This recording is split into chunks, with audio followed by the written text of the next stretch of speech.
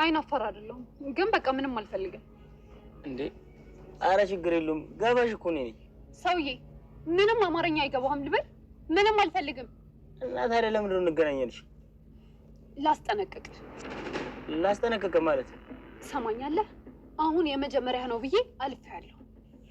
ቆይ ስለምንድን ነው የምታወሪው? ባለፈው ከምናሴ ጋር ግርግር መፍጠር አልነበረብህም። አልገባኝም። ምናሴ ደግሞ ማን ነው? ወንድሜ ነው። አረ እኔ ምንም አልገባኝም። እስኪ ነገሩን ግልጽ አድርጊልኝ። ይኸውልህ ከአንድም ሁለት ጊዜ ከምናሴ ጋር ተጋጭተሃል። እንዴ እኔ ሳላውቀው? ቆይ ይሄ እንዴ መቼና መቼ? አንደኛ ስራ ቦታ መተህ እያለህ፣ ሁለተኛ ደግሞ ባለፈው በስልክ የነገርከኝ። እናማ ከዚህ በኋላ አይደለም ከምናሴ ጋር አፍ መካፈት ይቅርና ቀና ብለህ ብታየው ራሱ ወየውልህ። ለዚህ ነው ፈልጋለሁ ያልሽ? አዎ እኔ ሰላም በወንድሜ ምንም አይነት ቀልድ አላውቅም። እንዴት እንደተጨነኩ እያወቅ። ለነገሩ ሀና ጥሩ ልጅ ነች። እርግ አንተ ስታሙ ግዛት እኮ ሰምቼ አላውቅም። እኔ እኮ አልጠላትም። ያው አለ አይደል አንዳንዴ ፒስ ነሽ አለሁልሽ። ከየት ነው? ምን እባክህ አንድ ቸከስ ቀጥሬ አታገርጣኝም መሰል? ምን አደረገ? ኧረ በእናትህ ተዋት። ጭልም ያለሽ ፋራ ነገር ነች እኮ እና ከጋበዝካት በኋላ ፈጣሪ ስጥልኝ ብላ ሄደች። ኧረ በእናትህ እሱማ ያራዳ ስራ ነው። እና ምን አድርጋሽ? ይኸውልህ መጀመሪያ እንገናኝ ብላ ጮችልኝ። እዛ እኔ ልሽ ፏ ብዬ ምናምን ነገር የቀጠረች ቦታ ልበላ ክቻስ ማለት። እሺ ከዛስ? አንተ አዎ አንተ ራስህ እኔን ነው ይሄን ነው ትለኛለህ? ምን ይሄ ነው በየ ምንድን ነው ደምለው? ተበላው። ወዴት ነው አንተ ሳሚ ምንድን ነው ደምሌ? እናተ ጅል ምን ነው የተከዘው? አፍቅሮ ነው መሰለኝ ማለት እንዳፈቀርኩኝ አታውቅም ነው? እንዳፈቀረ ሳይሆን እንዳበደ ነው የማውቀው። አንተ የምር ጆሮ ጨለለ እንዴ? ይኸው እስኪ በእናትህ ምን ቀረ? ኧረ በያትቀል ልጅ ምን ልጁ ፒስ አይደለም እንዴ? እናሲስ ጨልሏል። እናሲስ እርግጠኛ ነኝ አልጨለለም። እናንተ የምራችሁ ነው እንዴ? አዎ ስላችሁ እርግጠኛ ነኝ ስሙን እንኳን አያውቀውም። እስኪ ጠይቀው። ስምህ ማን ነው? እስኪ አትጃጃል ተምቹ። እኔ የምለው የጆሮ ፉንቃ ይቆይ አይደል እንዴ? ምንድን ነው እንደዚህ የሚያደርገው? ምን አውቅለታለሁ በእናትህ። ቼኳ ግን ምን አይነት ብትሆን እንደዚህ ያደነዘዘችው? ምርኩስ አንተም እንደ ተምቹ ሙድ ልትይዝብኝ ነው? እውነቴን እኮ ነው። እኔ አንተን ሳውቅ ለምንም ነገር እጅ አትሰጥም ነበር።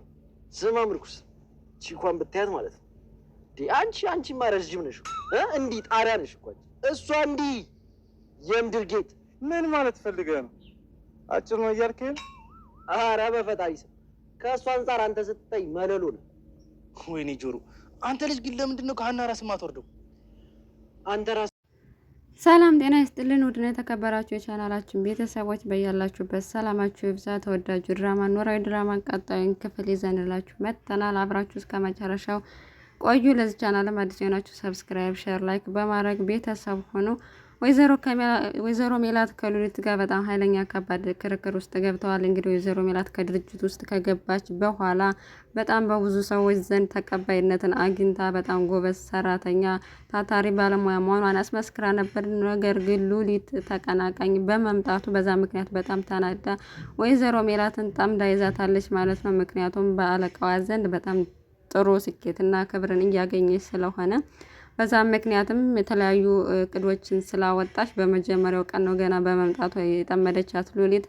የጠመደችባት ትልቁ ምክንያት ብላ የምታስበው እሷ እንግዲህ በሰራተኞች ደመወዝ ዙሪያ ነው። ኮሚሽን ሁላቸውም በየወሩ ይቀበሉ ነበረ ከደመወዛቸው በተጨማሪ። እሱ ስራ ግን ወይዘሮ ሜላት የሚሰሩት ልክ ነው እንጂ ለሁሉም ሰው እኩል መከፈል የለበትም ብላ ስላሰበች እንግዲህ ሉሊት አጭበርባሪ ልትሆን ትችላለች ማለት ነው። በዛ ምክንያት ነው ወይዘሮ ሜላትን ጠምዳ ያዘቻት። እናም ሁሉንም እያስደሰተች ነበር ወይዘሮ ሜላት በስራዋ። ሉሊት ግን እያንዳንዱን ነገር መልካም እንኳን ብታረግለት በነቀፋ መልኩ ነው እየተመለከታች ያለችው። እናም ከስራ ሰዓቷ አሳልፋ በስራዋ ላይ ትኩረት አድርጋ እየሰራች ነበር። እነው ምን እያረች ነው? ሰዓት እኮ አልፏል አትወጭም እንዴ ስትላተኝ፣ አይ ሰዓት መድረሱን እንኳን አላቅም ነበረ ስትላት ያው ወይዘሮ ሜላት ስራዋ ላይ ትኩረት አድርጋ እየሰራች ስለነበረ ምን ነው የዚህን ያክል ደምሽን ሰጠሽ ምሳሌው ለምንድን ነው ብላ ስትጠይቃት ወይዘሮ ሜላትም ይሄ እኮ ስራዬ ነው ደመወዜን እየተከፈለኝ ስለሆነ ስራዬን በደንብ መስራት አለብኝ ለዛ ነው። እናም እኔ ደግሞ ማንንም አይቼ አልሰራም፣ በማንም የምመራ ሴት አይደለሁም፣ በራሴ የምመራ ሴት ነኝ ብላ ስትነግራተኝ እኔ እኮ ላንቺን ልቀርብሽ እየሞከርኩ ነው ለምንድን ነው እንደዚህ የምትሆኚው ብላ ከሷ ጋር ጭቅጭቅ ውስጥ ገባች ማለት ነው። እናም በዛ ምክንያት ከድርጅት ውስጥ ስትሄድ በጣም ጥሩ ስሜት አይሰማትም።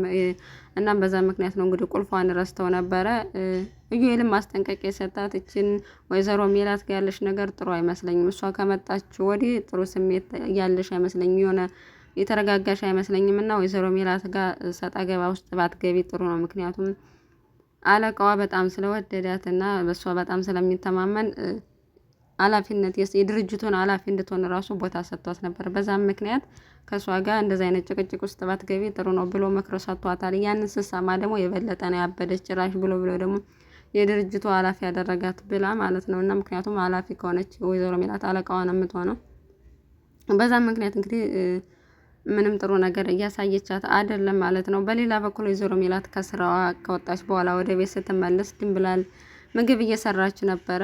እናም ድንብላል ከወይዘሮ ሜላት ጋር እየተነጋገረች አይደለም። ደህና ዋላችሁ ብላ ገብታ ስትል እሷ ከውጭ ወጥቼ ምግብ እሰራለሁ ስትላት ምንሽ ነው ለእንደዚህ ለአይንሽ እንኳን እንደዚህ ያስጠላውሽ ለምንድን ነው? ቆይ መነጋገር አለብን። ቆይ የዚህን ያክል እኮ እንደ እናት ባጠፋ ምንድን ነው ችግሩ አለቻት። ያጠፋሽው ጥፋት እኮ ትክክል አይደለም እትዬ፣ እኔን እስከ ማሳሰር ነው የደረሽው። ስለዚህ እኔ ያው መነጋገር አልፈልግም፣ ውጭ ወጥቼ ምግቡን እንድሰራ ፈቃጅልኝ ስትላት አይሆንም፣ ከወጣሽ ደግሞ ተመልሰሽ አትመጭም፣ ወርቁንም ሆነ ወንድምሽን አንቺን ማየት አልፈልግም፣ ከወጣሽ አብራችሁ ትሄዳላችሁ። እኔ የዚህን ያክል አንቺን እንደ ልጅ ስላየውሽ ነው እንደዚህ ለመንኩሽ ምናምን ስትላት ሜላት እንደዚህ ብላ ስትቆርጥባት ድንብላልም እኔ እኮ ጠልቻችሁ አይደለም፣ ነገር ግን እንደ ልጅ ልትቀጡኝ ሲገባ ማሳሰራችሁ በጣም አሳዝኖኝ ነው እንጂ በእናንተ ቂም ይዤ አይደለም ብላ መልሰው እንግዲህ ሁለታቸውም ታርቀዋል ማለት ነው። በመታረቃቸውም ሁላቸውም እንዲታረቁ ይፈልጋሉ፣ ግን ደግሞ የሰማ የለም።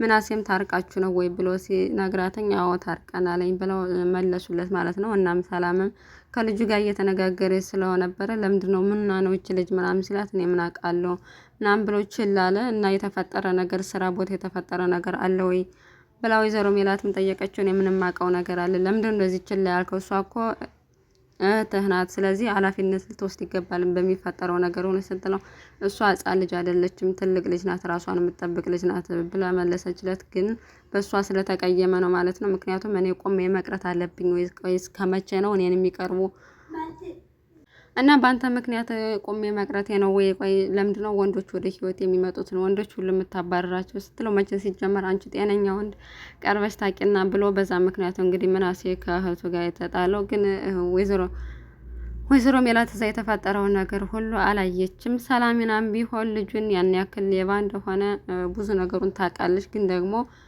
ወንድሟን ስለቀረበባትና ወንድሟ ጋር ትልቅ ችግር ውስጥ እየገባ ስለነበረ ድጋሚ እሱን እንዳያገኘውና ድጋሚ ከሱ ጋር ጠብ ውስጥ እንዳይገባ እንግዲህ ማስጠንቀቂያ ሰጥተዋለች ማለት ነው። በስከ መጨረሻም በቀይ ካርድ ነው ያባረረችው ሰላሚና። ልጁን በጣም ነው የተናደደው። በዚህ ምክንያት ተናዶ ለተምቹ ሊናገር ሲሄድ ነው። ተምቹ ደግሞ ከድንብላል ወንድም ጋር ነበር።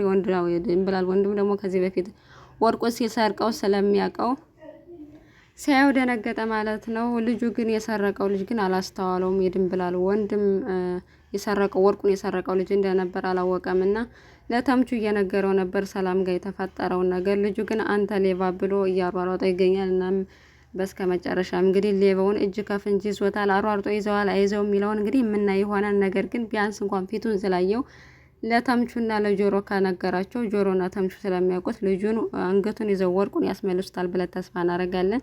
ነገር ግን እዚህ ጋር ወርቁን ስለሸጠው ገንዘቡ ከየት አባቱም አያመጣውም።